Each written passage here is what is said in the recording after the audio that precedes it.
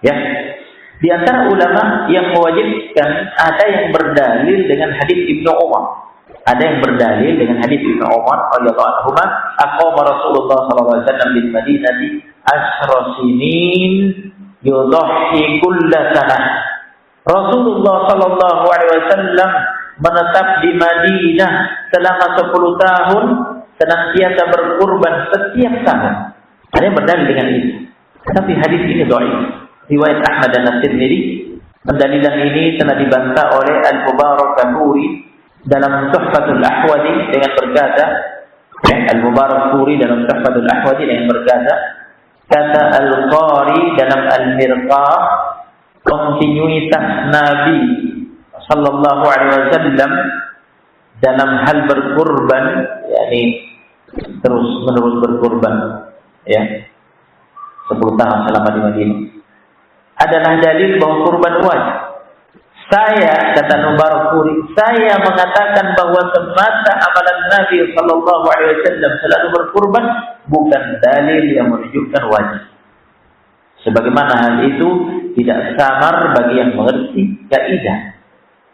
Yakni jelas dalam kaidah usul, ya, pendalilan bahwa semata amalan Nabi alaihi wasallam puncaknya hanya menunjukkan hukum sunnah dan tidak bisa menunjukkan hukum wajib.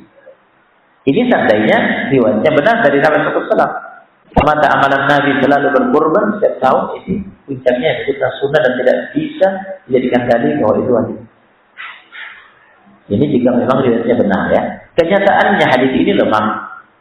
Al-Mubarakfuri juga membantah At-Tirmidzi yang menilai hadis ini derajat hasan, bahwasanya di syaratnya ada Hajjaj bin Arqam yang banyak keliru dan banyak melakukan tadlis. Tadlis itu, ya, itu menyamarkan periwayatan dari syekhnya sehingga tidak jelas dia mendengarnya, atau tidak dengan menggunakan lafaz an dari, ya, yakni menyamarkan periwayatan. Tadlis itu artinya menyamarkan, ya, menyamarkan periwayatan dari syekhnya sehingga tidak jelas dia mendengarnya, atau dia tidak memperjelasnya, yakni tidak memperjelasnya dengan menggunakan lafaz dari gitu. Tidak jelas dia mendengar atau tidak jelas dari dia.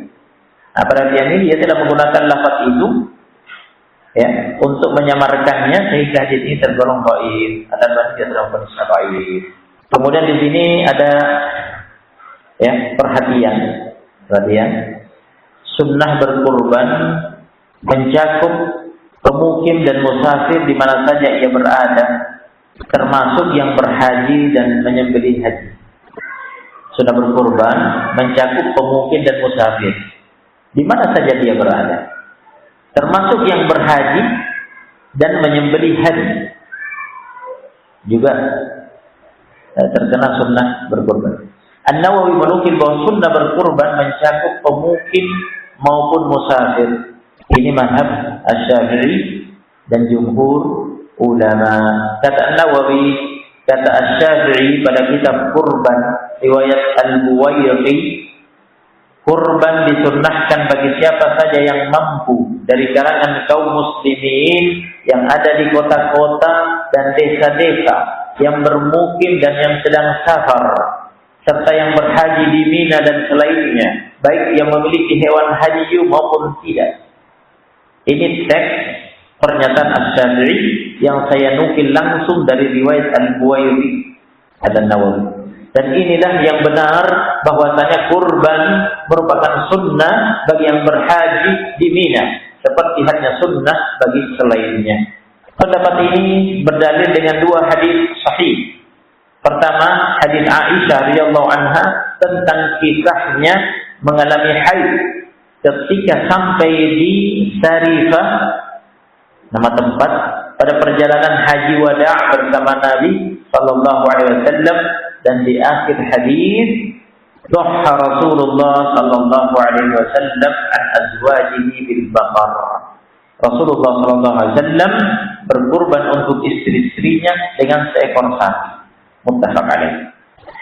Ibnu Hajar mengatakan hadis ini tampak menunjukkan bahwa penyembelihan itu dalam rangka berkurban.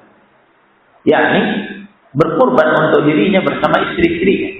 Ibnu Hajar menukil dari jumhur ulama yang berdalil dengannya bahwa kurban seorang kepala keluarga sah untuknya dan seluruh anggota keluarga.